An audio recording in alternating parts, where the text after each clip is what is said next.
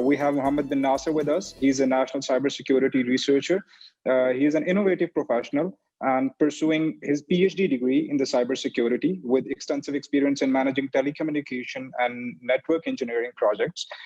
He has proven success in administrating digital mobile radio networks and developing national cybersecurity framework for the unstable countries. He's a doctorate student from United Kingdom, and his focus of talk will be the capacity building for the national cybersecurity. So, Mr. Mohammed, over to you. Hello, everyone. Thank you, Sadiqi, for introducing me. My name is Mohamed bin Naseir. I came from Libya. I'm doing a PhD, and recently I have graduated, and I have passed and get my PhD. And I'd like to share my research idea with you. I've done my research as a case study on my country. My country is Libya. I came from Libya, as I said, and I have been witnesses on many issues regarding security and cybersecurity in this country, and that's why I have chosen Libya as a case study. Libya is in transitional stage right now, politically unstable, so it has different issues and many issues related to cyber security. I have a small presentation I'd like to share with you. Yeah, sure, you can share it. Okay. First of all, I'd like to give some introduction. What's capacity building? Capacity building is viewing as a mechanism to bridge the gap between poor governments or poor governance and considering as a not suitable level of state capacity to deliver its main functions. Cybersecurity capacity building also viewing as the mechanism or transformation process connected to technological and political and social development were constantly growing these years. As you may, or all of you seen what's happened in Arab Spring, what's happened with social media, how this affects the security and stability of these countries. Finding of my research, I found a lot of challenges regarding to these issues. For example, lack of stability toward this national solidarity and good governance, poor infrastructure in this country, organized crime and terrorism group are being used as instrument to committing international crime against other countries.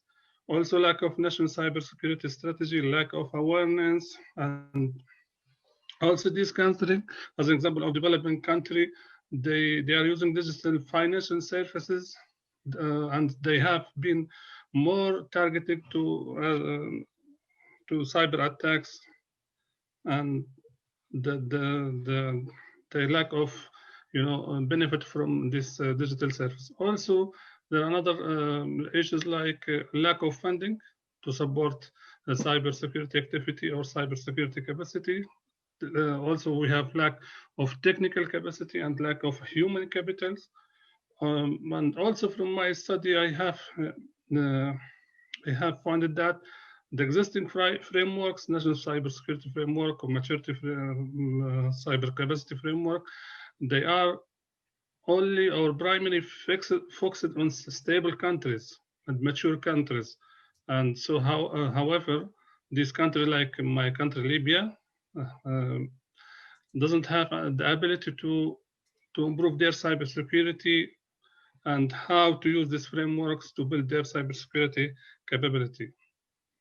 So based on the literature review, I found that before I go to dimensions, I have studied many indexes to check what the challenges and to contextualize the problems based in Libya.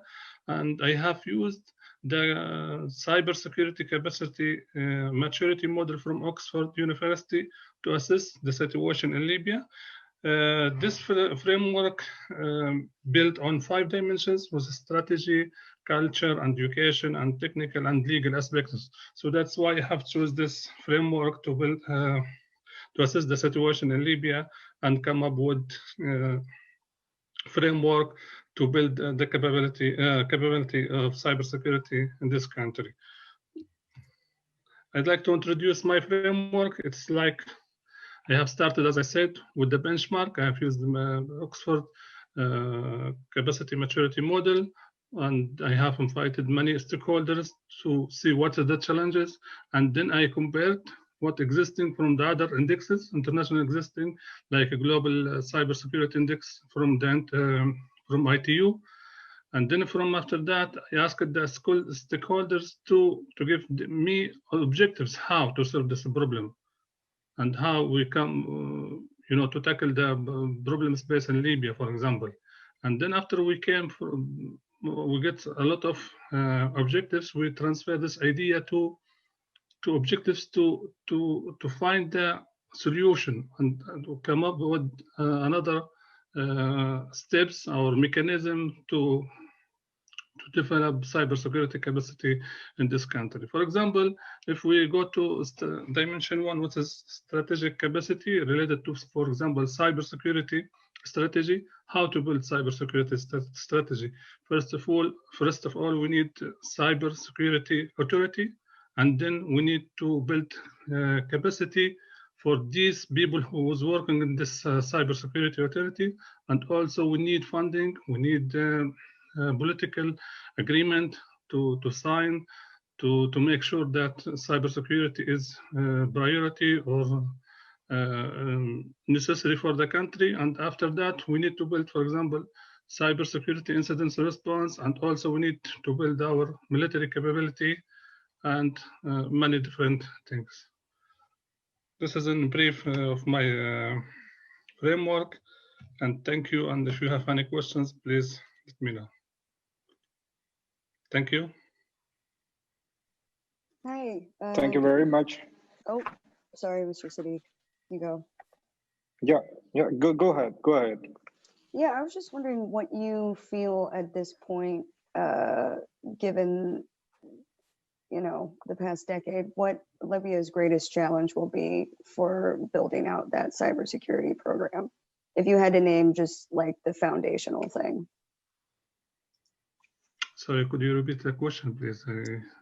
I'm just asking, what do you think is going to be the most, I guess, the biggest roadblock to building out the cybersecurity program, if you had to choose one? I think the most important thing is political will. We need to, from our political parties, to understand that cybersecurity issues is most important issues now for national security. We need to recognize that. After that, we can, start building or develop like national cybersecurity strategy. We have to follow some specific guidelines. For example, cybersecurity strategy should be building on a risk-based approach. We need to understand what the threats to our national state, what our risks, what our vulnerability existing, what we need from awareness, what type of education. Also, I have noticed that most of experts from this country, they are travel to other countries looking for a job due to security issues. We need to solve security issues as well. So this is, I think, the most important step.